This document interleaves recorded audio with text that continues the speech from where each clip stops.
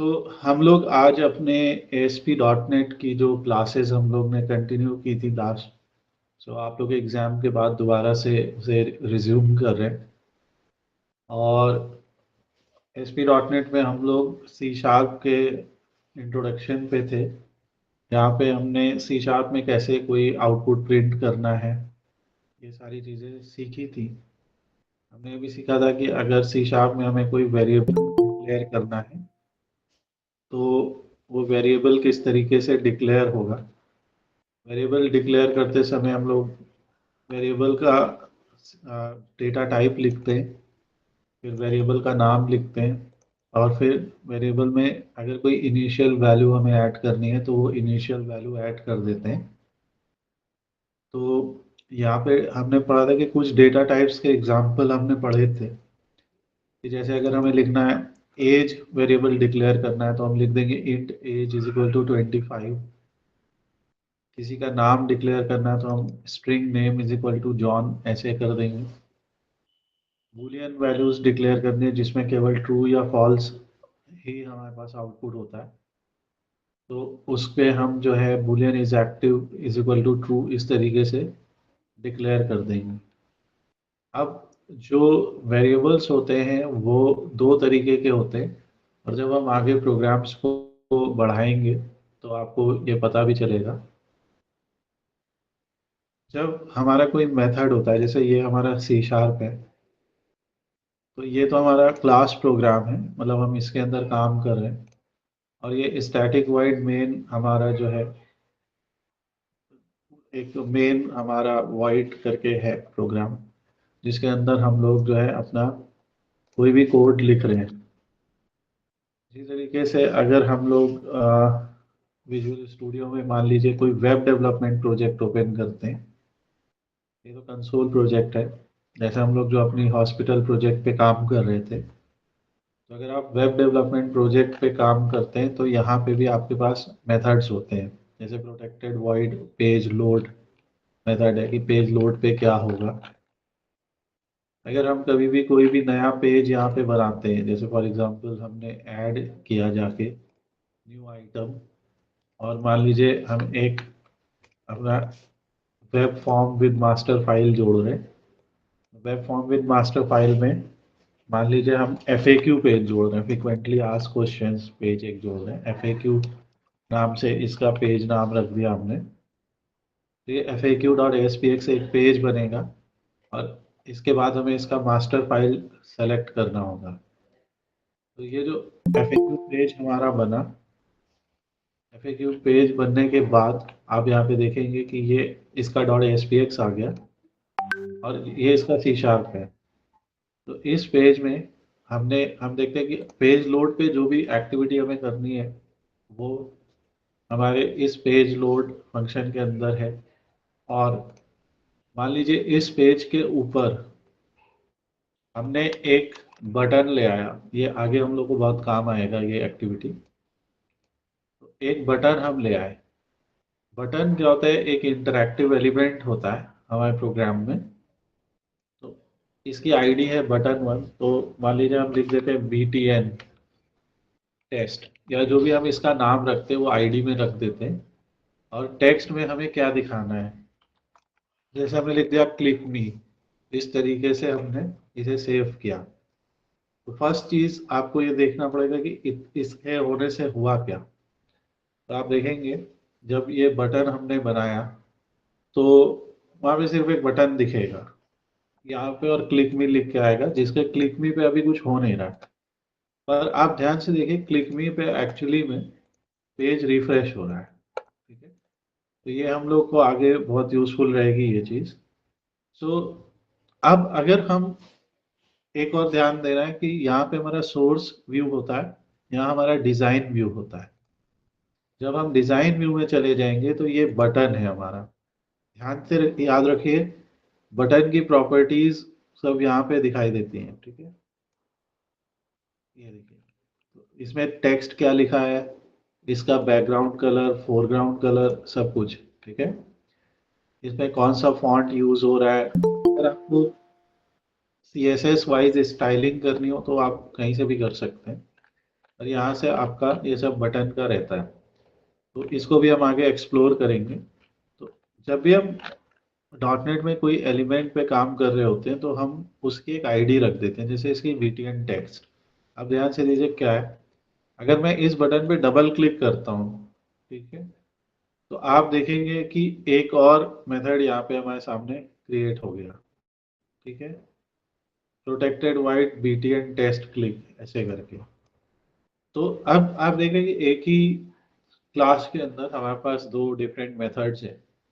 एक page load पे काम कर रहा है और एक जब इस बटन पे कोई क्लिक करेगा तो काम कर रहा है।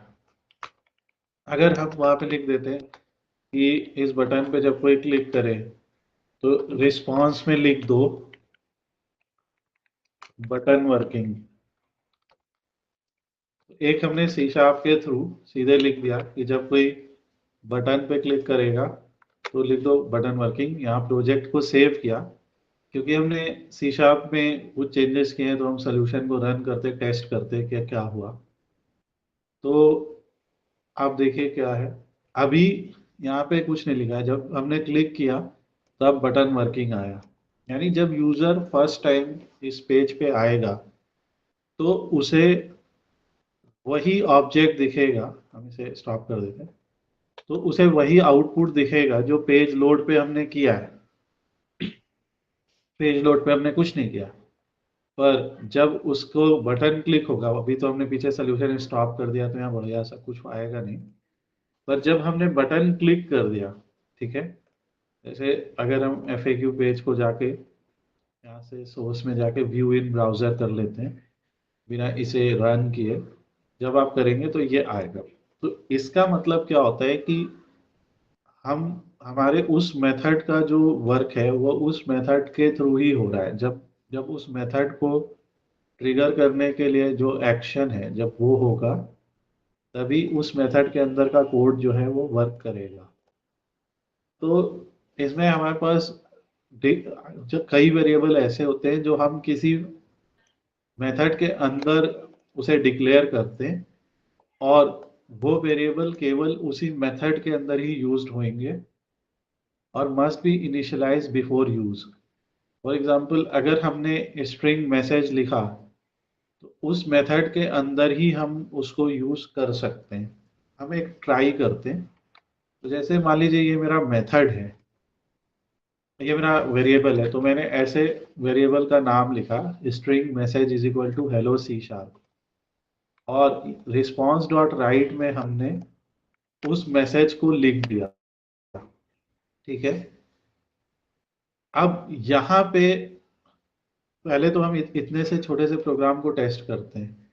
तो जब हमने सोल्यूशन को रन किया, क्लिक किया, तो आपने देखा हेलो सी शार्प यहाँ पे प्रिंट हो गया बटन के क्लिक होने पे। तो बटन का क्लिक होना एक इवेंट है और उस इवेंट पे हमने इसे प्रिंट कर दिया। पर हम यहाँ पेज लोड पे भी रिस्पॉन्स डॉट राइट मैसेज करते हैं। ठीक है, तो यहाँ पे तो वर्क कर रहा था, मगर यहाँ कह रहा है कि ये जो मैसेज नाम है ये तो हमें पता ही नहीं है, does not exist in the current context. तो यही बात यहाँ पे समझाने की कोशिश हो रही है कि जो लोकल वेरिएबल है जो आपने किसी एक मेथड के अंदर डिक्लेयर किए हैं can only B accessed with in that method. Okay, ये बहुत इंपॉर्टेंट चीज है एंड इसको आपको ध्यान रखना है। सो अब अगर हमें ऊपर इसे यूज करना होगा तो हमें वहाँ पे भी उस मैसेज को जो है डिफाइन करना पड़ेगा। सो यहाँ पे हमने ऊपर भी एक वेरिएबल लिखा है मैसेज, नीचे भी एक वेरिएबल लिखा है मैसेज। यहाँ पे हम लिख रहे हैं हेलो फ्रॉम पेज लोड, और यहाँ पे हम लिख रहे हैं hello from button click. Okay, so हम दो, एक ही वेरिएबल है, वो दो अलग अलग मेथड्स के बीच में लिखा गया है, और एक में हम उसे कह रहे हैं हेलो फ्रॉम पेज लोड और एक में कह रहे हैं हेलो फ्रॉम बटन क्लिक, और दोनों जगह से रिस्पॉन्स आ रहा है। अब अगर हम इस प्रोग्राम को फिर से रन करते हैं तो आप यहाँ पे देखिए हेलो फ्रॉम पेज लोड आ रहा है, क्योंकि वो ये वाली वैल्यू नहीं उठा रहा है नीचे वाली, क्योंकि अभी तो पेज लोड ही इवेंट कॉल हुआ है। जब हम ये बटन क्लिक कर देंगे तो पेज लोड वाला भी रहेगा, ये भी रहेगा। ठीक है, तो ये आपको इससे एक आइडिया लगेगा कि वेरिएबल का जो डिक्लेरेशन होता है वो इस तरीके से होता है। अगर हम इस वेरिएबल को यहाँ डिक्लेयर करें, इन दोनों मेथड्स के ऊपर, ठीक है, यहाँ से भी हटा दें, वहां से भी हटा दें। एक एग्जांपल, सो अभी कह रहे हैं कि अब इसको फिर से टेस्ट करते हैं, तो हमने ना इस मेथड में किया ना इस मेथड में किया, हमने उसको ऊपर किया है। तो इसको रन करते हैं, देखते हैं क्या होता है। Hello from page load, hello from page load. So अब क्योंकि हमने उसको किसी मेथड के इनसाइड में नहीं किया था, उस वेरिएबल का डिक्लेरेशन हम लोगों ने उस मेथड का डिक्लेरेशन जो है वो हम लोगों ने टॉप में किया था।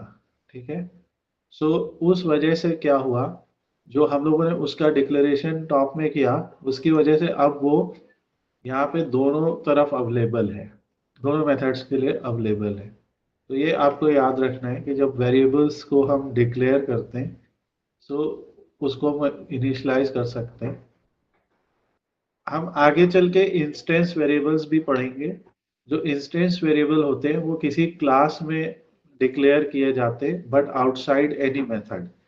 तो जैसे यहाँ भी हम लोगों ने एक तरीके का वेरिएबल डिक्लेयर किया, ये पब्लिक पार्शियल क्लास में डिक्लेयर हुआ, मगर नॉट इनसाइड एनी मेथड।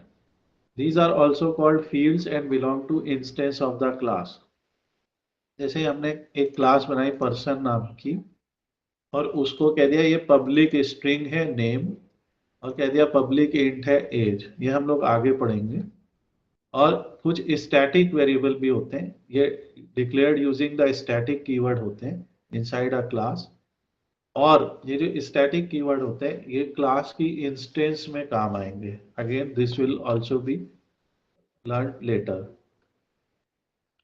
जो कॉमन डेटा टाइप होते हैं वेरिएबल के सी शार्प में, वो यहाँ पे ये कॉमन डेटा टाइप्स हमने लिखे हैं जो सबसे ज़्यादा इस्तेमाल होते हैं। ये पूरी टेबल अभी आप लोग के साथ शेयर कर दी जाएगी। यहाँ पे आप देख सकते हैं इंट है, फ्लोट है, डबल है, डेसिमल है, कैर है, स्ट्रिंग है, बूल है। इंट का मतलब है इंटीजर वैल्यू, फ्लोट का मतलब है फ्लोटिंग पॉइंट नंबर, जैसे 3.14 एफ ऐसे करके फ्लोटिंग पाई की वैल्यू लिख सकते हैं। डबल का मतलब है डबल प्रिसीजन नंबर, ये डेसिमल की तरह से ही है, और डेसिमल हाई प्रिसीजन है, डबल डबल प्रिसीजन नंबर है। जैसे decimal price is equal to 19.99 M करके हम लिख सकते हैं, मिलियन या समथिंग। डेसिमल जो होता है वो, जैसे मान लो हम ये लिखते हैं इसको, तो मान लीजिए टेस्ट कंसोल में हम लिखते हैं decimal price is equal to this, और हम कहते हैं कंसोल डॉट राइट लाइन, और यहाँ पे हम लिख देते हैं प्राइस। ठीक है, इस तरीके से। और सो इस तरीके से हमने लिखा, और कंसोल डॉट राइट लाइन को हमने यहाँ पे लिख दिया। जब हमने कंसोल प्रोग्रामिंग बताई थी तो हमने कहा था ये जो रीड लाइन वाली लाइन है ये हम लास्ट में लिखेंगे। इस तरीके से हमारे कंसोल आएगा। Just a minute. सो इस तरीके से आप जो है वेरिएबल्स को डिक्लेयर कर सकते हैं अगर आप कंसोल प्रोग्रामिंग में हैं तो वहाँ पे भी, और अगर आप जो है वेब बेस पे काम करें तो भी। तो आप यहाँ से कॉपी कर लीजिएगा। जो कैरेक्टर होता है उसमें हम लोग सिंगल कैरेक्टर को डिक्लेयर करते हैं, इसे कैर से रिप्रेजेंट करते हैं। जैसे अगर हमें ग्रेड वगैरह को रिप्रेजेंट करना है। जो स्ट्रिंग होती है, स्ट्रिंग एक सीक्वेंस ऑफ कैरेक्टर्स होती है, तो इसमें यही डिफरेंस होता है। कैर मतलब एक सिंगल कैरेक्टर है यहाँ पे, और स्ट्रिंग जो है वो एक सीक्वेंस ऑफ कैरेक्टर्स है। जैसे किसी का नाम एलिस, बूल जो है वो बूलियन वैल्यू के होता है, ट्रू या false. Bool is ready is equal to true, bool is ready is equal to false, इस टाइप से। तो यहाँ पे एक हमने छोटा सा प्रोग्राम लिख रखा है, और इस प्रोग्राम को आप देख सकते हैं और यहाँ पे आप कॉपी कर सकते हैं। वेरिएबल्स को आउटपुट करने का एक और तरीका भी होता है। जैसे मान लीजिए हमने ये 3 वेरिएबल यहाँ पे डिक्लेयर किए और तीनों को हम आउटपुट देना चाहते हैं, तो इस तरीके से हम ये डॉलर लिख के भी, तो dollar represent text as a sequence of UTF-16 code units, ठीक है। तो इस तरीके से ये प्रिंट करता है। तो अगर UTF-16 इनकोडेड वैल्यूज है वो भी प्रिंट करेगा। और यहाँ पे हमने नेम लिखा और उसके अंदर जो हमारा वेरिएबल है वो हम एक करली ब्रैकेट के अंदर लिखते हैं। ये एक ज़्यादा अच्छा तरीका है उसको, किसी भी वेरिएबल की वैल्यू को प्रिंट करने का, अगर आपको उसको स्ट्रिंग के साथ में प्रिंट करना है। तो ये एक तरीका है।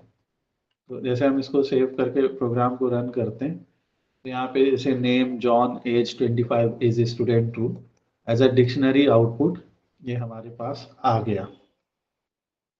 अगर हमें एक स्ट्रिंग और एक, मतलब मान लीजिए एक लिटरल स्ट्रिंग है और एक दूसरी स्ट्रिंग है, दोनों को एक साथ में प्रिंट करना है, तो हम ऐसे भी लिख सकते हैं। तो यहाँ पे कंसोल प्रोग्रामिंग में आप लिखेंगे कंसोल डॉट राइट लाइन, और जो वेब वाली है, वेब में हम लिखते हैं रिस्पॉन्स डॉट राइट। तो कंसोल डॉट राइट लाइन में मान लीजिए हम सिंपली लिख देते हैं कि name of the person is, और यहाँ पे हम ऐसे प्लस कर देते हैं और यहाँ पे लिख देते हैं नेम, और यहाँ बंद कर देते हैं। तो यहाँ पे आप देख रहे हैं कि एक हमारी लिटरल स्ट्रिंग है name of the person is, और एक दूसरी स्ट्रिंग है जो वेरिएबल से आ रही है, जो कि ऊपर डिक्लेयर की गई age John. Name of the person is name. अगर आप दो स्ट्रिंग को ज्वाइन करना चाहते हैं तो आप प्लस भी लगा सकते हैं, name of the person is John, ऐसा आउटपुट आएगा, ठीक है। तो ये एक छोटा सा आपको नोट याद रखना है कि जब कभी भी आपको दो स्ट्रिंग्स को ज्वाइन करना है तो आपके पास ये दो तरीके हैं। दोनों कोड मैं अभी आप लोगों को शेयर कर दूंगा, तो इस तरीके से आप लिख सकते हैं। अगर मान लीजिए हमें एक पूरी की पूरी स्ट्रिंग प्रिंट करनी है, जैसे name of the person is name, फिर हमने प्लस लिखा, फिर यहाँ पे ऐसे लिखा and his age is plus age, ठीक है। एंड फिर यहाँ पे प्लस करके लिखा एंड हिज, यहाँ पे एंड लिखने की जरूरत नहीं, यहाँ कॉमा लिख लेते हैं। His age is age and his and is student, और यहाँ पे लिख दिया प्लस इज स्टूडेंट। अभी मैं कॉपी करके इसको अलग से भी दिखाता हूँ। तो ये देखिए ये पूरी बड़ी सी स्ट्रिंग बन गई। Name of person is name, his age is age, is student is student. So ये जब हमने लिखा, इसको प्रिंट करते हैं, ठीक है। The name of person is John, his age is 25, is student true. इस तरीके से आउटपुट आ जाएगा। तो इसको सिंपली कॉन्कैटिनेशन बोलते हैं हम लोग, यानी एक स्ट्रिंग को दूसरी स्ट्रिंग के साथ, या एक स्ट्रिंग वैल्यू को वेरिएबल वैल्यू के साथ में हम लोग इस तरीके से प्रिंट कर सकते हैं। तो ये हमारा सिंपल सा केस है। अब आते हैं डिफॉल्ट वैल्यू ऑफ वेरिएबल्स पे। तो सी शार्प में uninitialized values of instance fields get default values. अगर मान लीजिए, इसका मतलब क्या है, जैसे मान लीजिए मैंने सिर्फ वैल्यू को डिक्लेयर किया है, अभी यूज नहीं किया कहीं पे, तो अगर ये हरी लाइन आती है इसका मतलब भी यही है कि वेरिएबल को आपने डिक्लेयर किया है पर उसे यूज नहीं किया है। तो सिर्फ इनिशियलाइज किया है, यानी सिर्फ डिक्लेयर किया। तो एक नंबर इंटीजर की जो डिफॉल्ट वैल्यू होती है वो होती है 0। एक टेक्स्ट टेक्स्ट की जो डिफॉल्ट वैल्यू होती है वो नल होती है। अगर हम स्ट्रिंग वैल्यू, एक बूल की जो डिफॉल्ट वैल्यू होती है वो फॉल्स होती है। तो ये आपको याद रखना है। अगर मान लीजिए हम किसी तरीके से इसे प्रिंट करना चाहते हैं, कंसोल डॉट राइट लाइन, मान लीजिए हम जो टेक्स्ट हमने लिखा है उसे हम प्रिंट करना चाहते हैं, देखना चाहते हैं कि क्या वैल्यू आएगी। तो यह एरर आए, क्या कह रहे हैं कि use of unassigned local variable text, हम नंबर को प्रिंट करना चाहते हैं। तो क्योंकि आपने सिर्फ उसे इनिशियलाइज किया है, कह रहे हैं कि class use of unassigned local variable this. और अगर हम यही नंबर को एक वैल्यू दे देते कि अच्छा चलो 56, तो दोनों इशू खत्म हो गए और यहाँ पे अब ये प्रिंट हो जाएगा। तो ये याद रखना है कि एक डिफॉल्ट वैल्यू भी होती है वेरिएबल्स के साथ, और वो इस तरीके से दी जाती है। अब वेरिएबल का एक स्कोप होता है, जो हमने अभी पढ़ा भी। दो तरह के स्कोप होते हैं। एक तो ऊपर हमने पढ़े कि टाइप्स ऑफ वेरिएबल, जैसे लोकल और इंस्टेंस वेरिएबल, तो उन्हीं के बेसिस पे इसका स्कोप होता है कि variables declare inside a message method are accessible only within that method. किसी मेथड के अंदर अगर उस वेरिएबल को डिक्लेयर किया है तो उसी के अंदर ही होगा। और क्लास स्कोप होता है instance and static variable are accesses throughout the class. जैसे हमने अभी एग्जांपल करके दिखाया अभी, क्लास के अंदर किया तो उस क्लास के जितने भी मेथड्स हैं उन सभी मेथड्स में वो वेरिएबल एक्सेसिबल था। सो ये याद रखना है। फिर कांस्टेंट वेरिएबल्स भी होते हैं। अभी तक जैसे हम लोग जो लिख रहे हैं वो वेरिएबल है। वेरिएबल का मतलब जो बदले। If a variables value should never change, अगर आप चाहते हैं कि आपके वेरिएबल की वैल्यू कभी बदले ही नहीं, तो आप उसे कॉन्स्ट कीवर्ड के साथ लिख सकते हैं। कई और प्रोग्रामिंग लैंग्वेजेस में भी ये कीवर्ड यूज होता है, जावास्क्रिप्ट वगैरह में भी समटाइम्स। तो ये कॉन्स्ट का मतलब ये होता है कि कॉन्स्ट कीवर्ड अगर उसके पहले लगा लिया तो वो वेरिएबल आपका कांस्टेंट बन जाए। सो फॉर एग्जांपल पाई की वैल्यू हमेशा 3.14159 ही रहेगी, कभी बदलेगी नहीं। सो इसलिए इस अगर सपोज हमें एक एरिया ऑफ सर्किल टाइप का निकालना है तो हम इस तरह की वैल्यू को डिक्लेयर कर सकते हैं। फॉर एग्जांपल यहाँ पे हमने एक डिक्लेयर किया कि कॉन्स्ट डबल पाई। ठीक है, अगर आप इस पे जाएंगे तो रिप्रेजेंट अ डबल प्रिसीजन, तो हमने हमें कॉन्स्ट के साथ में ये भी बताना पड़ेगा कि ये जो कांस्टेंट वेरिएबल है ये किस उसके साथ है। ठीक है, जैसे हमने लिखा कॉन्स्ट यूपी कैपिटल, जैसे यहाँ लिखा const string UP capital is equal to Lucknow, ऐसे एक एग्जांपल दे रहे हैं। तो ये भी वैल्यू आपकी जो है वो जो डिक्लेयर की गई है वो रहेगी। और यहाँ पे console dot write line UP capital हम लिख सकते हैं, इसको हम ऐसे भी लिख सकते हैं यूपी कैपिटल। और ये जो वेरिएबल्स होते हैं ये वेरिएबल्स सारे केस सेंसिटिव होते हैं। तो आपका अगर हमने इस केस में लिखा है कि यूपी कैपिटल में है, फिर कैपिटल का सी कैपिटल में है, तो और यहाँ पे अगर मान लीजिए हमने यूपी को स्मॉल में लिख दिया तो ये दोनों में एरर आएगा। So at the you should always remember कि वेरिएबल जो होते हैं वो केस सेंसिटिव होते हैं। अगर मान लीजिए मैं वेरिएबल के नाम में पहले एक नंबर लिख देता हूँ 6 यूपी कैपिटल, यहाँ पे भी लिख देता हूँ कि मैंने सोचा कि चलो ये है, तो वेरिएबल के नाम में नंबर नहीं लिखना है। ठीक है, सो वेरिएबल के नाम को शुरुआत करने के लिए नंबर नहीं लिखना है, एंड में तो आप नंबर्स लिख सकते हैं। जैसे फॉर एग्जांपल आपने लिखा int num1 is equal to 5, int num2 is equal to 6 और फिर आपने लिखा कंसोल डॉट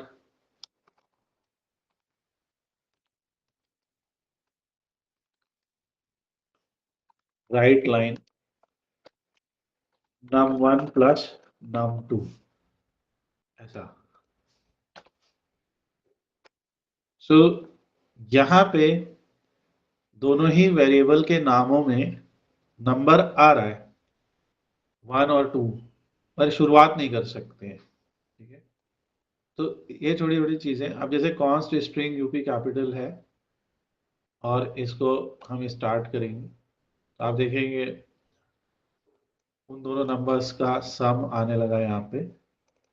तो जब सी शार्प ने ये देखा कि दोनों नंबर्स जो हैं, दोनों वैल्यूज जो हैं वो न्यूमेरिकल वैल्यूज हैं, तो न्यूमेरिकल वैल्यूज का उन्होंने प्लस को न्यूमेरिकल सम दिया।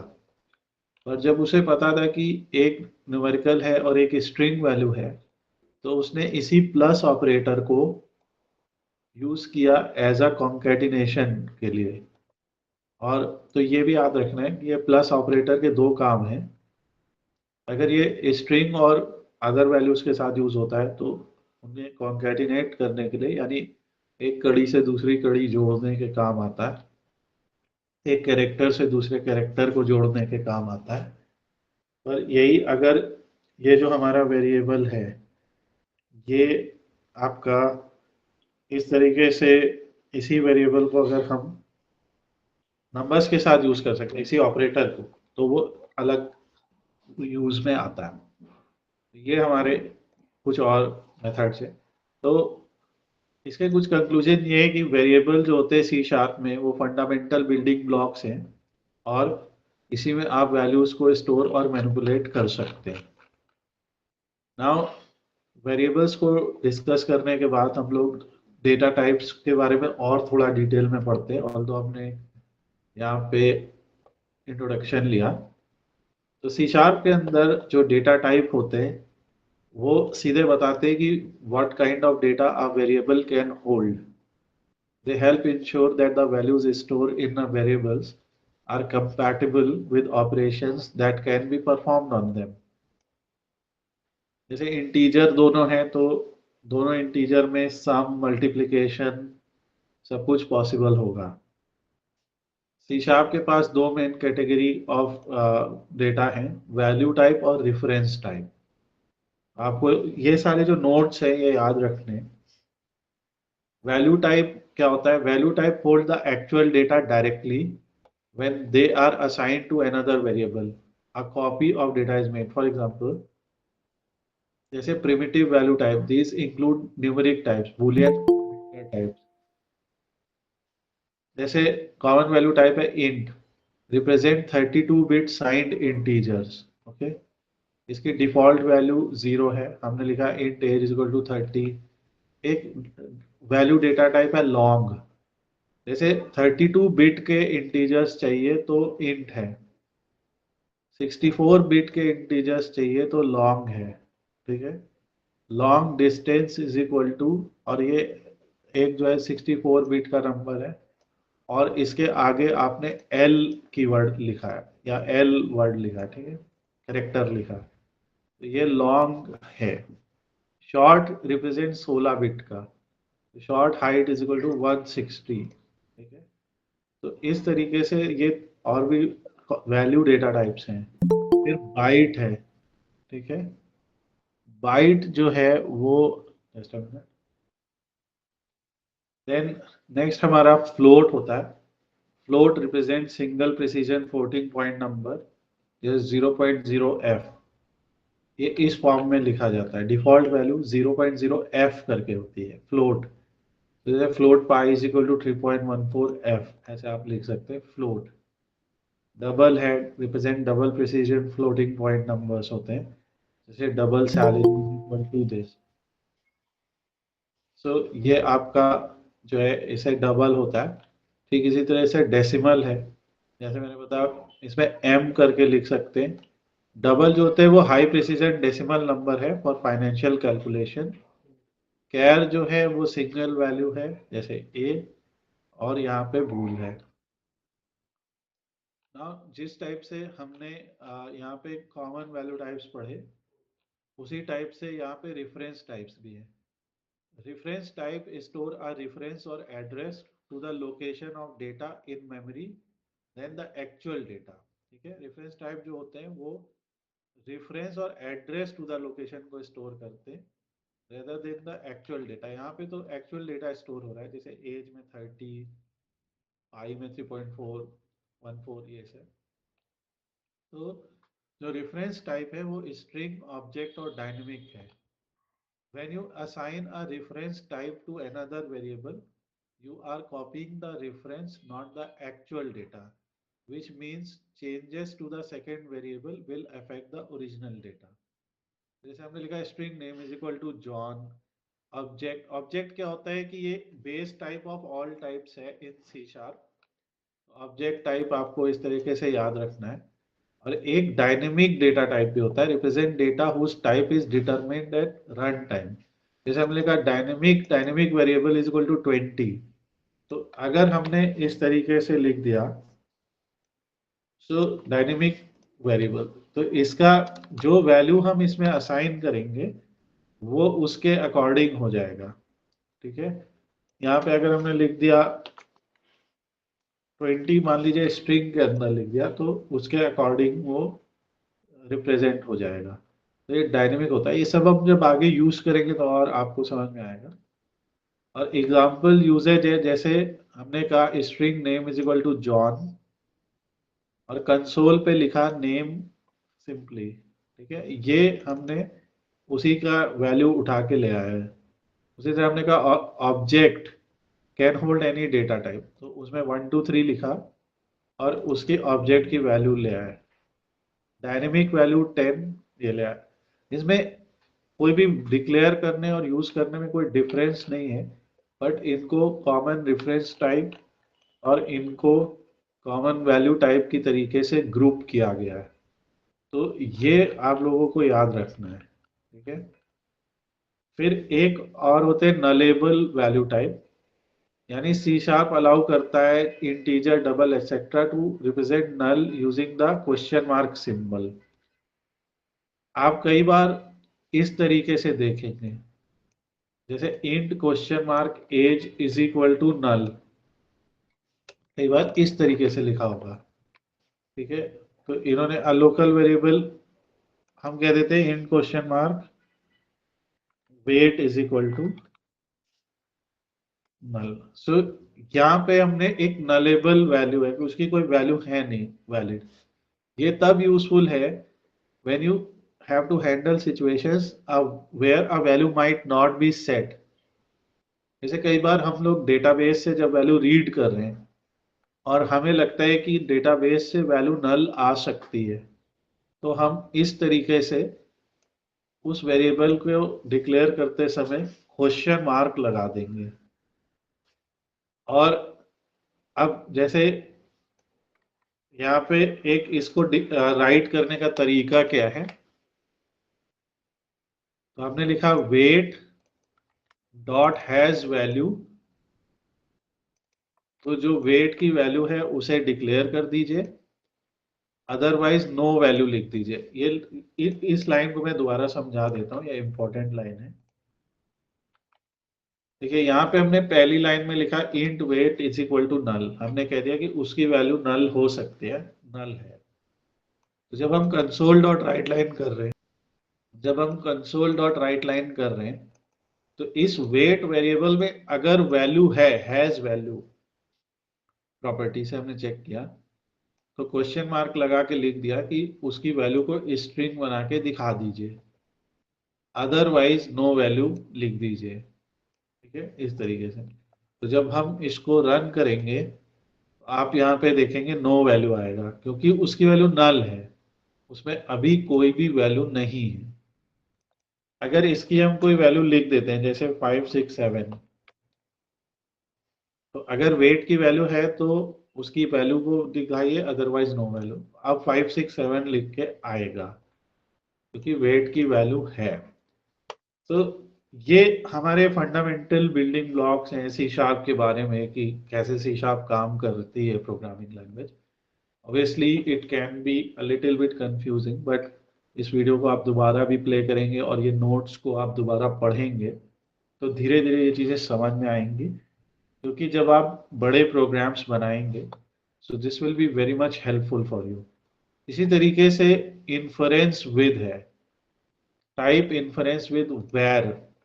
तो सी शार्प में आप वेर कीवर्ड का भी यूज कर सकते हैं to let the compiler infer the type of variable based on its initial value. तो अगर हमने लिख दिया वेर नंबर 10 तो वो उसे एज ए इंटीजर मान लेगा। Var name is equal to, so वो उसे एज ए स्ट्रिंग मान लेगा। Var price is equal to 19.99 तो इसे क्या मानेगा, डेसिमल। ठीक है। जो वेर कीवर्ड है does not mean the variable is dynamic, it is statically typed. Dynamic के केस में आपने ऊपर पढ़ा था कि represents the data whose type is determined at run time. ठीक है। और हम लोग आगे एक और भी बात करेंगे जिसमें हम डायनेमिक और इन्फ्रेंस वेर के बीच में डिफरेंस जानेंगे। बट ये जितने भी तरीके हम लोग आज पढ़ रहे हैं, ये हर तरीका आपको कहीं ना कहीं किसी न किसी नोट्स में मिल सकता है। तो जब आपने आज इसके बारे में थोड़ा पढ़ा होगा, थोड़ा आज आप समझेंगे इसके बारे में, तो अगर आपको किसी पर्टिकुलर ट्यूटोरियल या कहीं कोड ढूंढते समय ऐसा कुछ मिला तो आप समझ पाएंगे कि ये क्या लिखा है और आगे आप लिख भी पाएंगे। इसी तरह एक और डेटा टाइप है इनम्स। इनम आपका एसक्यूएल में भी होता है।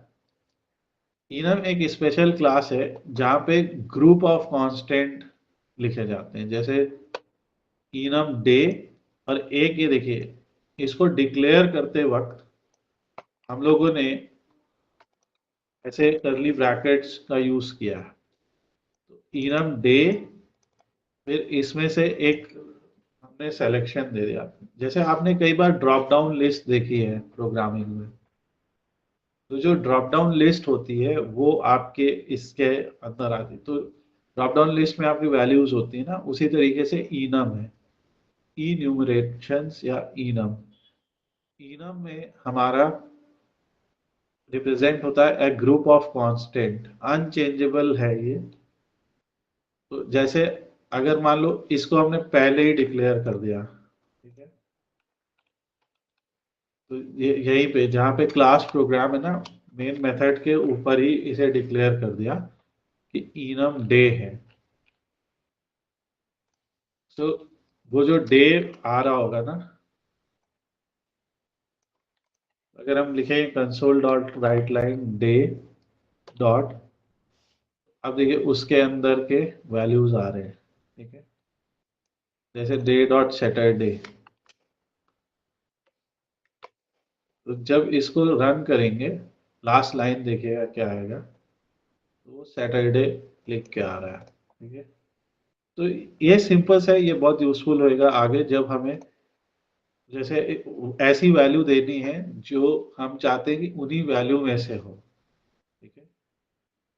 So console dot write line today is today, तो हमने पहले डे टुडे को डिक्लेयर कर दिया कि वो मंडे है और यहाँ से कंसोल कर दिया, तो ऐसा आउटपुट आएगा टुडे इज मंडे।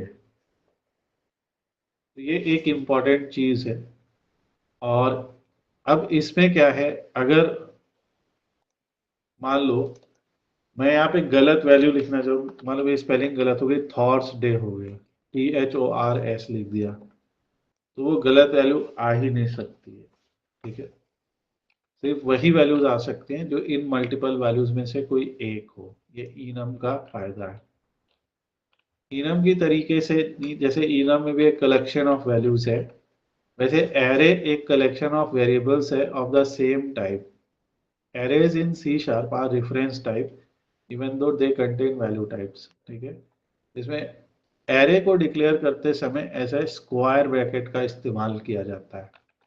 जैसे यहाँ पे नलेबल वैल्यू को डिक्लेयर करते समय एज अ क्वेश्चन मार्क का यूज किया जाता है। आगे नलेबल जब नलेबल को हम लोग डिक्लेयर कर रहे होते हैं तो ये ऐसा क्वेश्चन मार्क यूज करते हैं डेटा टाइप के साथ। एरे क्या होता है? मल्टीपल वैल्यूज को स्टोर कर रहे हैं हम। जैसे हमने लिखा है कि एक स्टूडेंट के मार्क्स, जैसे हमने लिखा प्रांशु के मार्क्स, तो हम ऐसे लिख सकते हैं इंट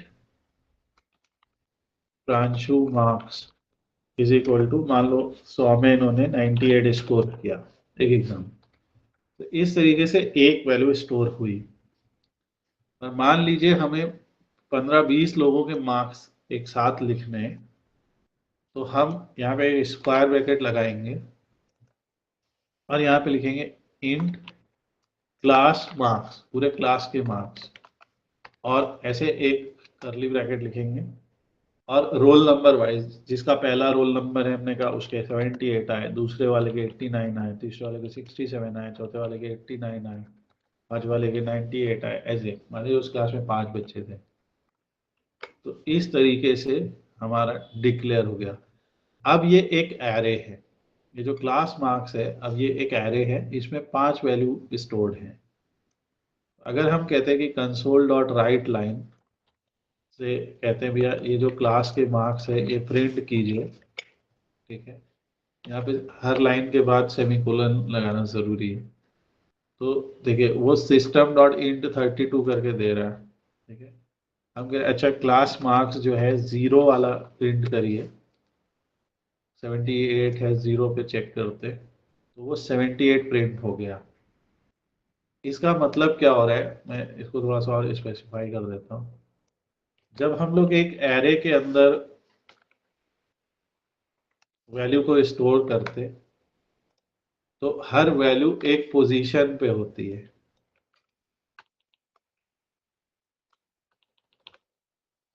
हर वैल्यू का एक इंडेक्स होता है, यानी एक पोजीशन होती है।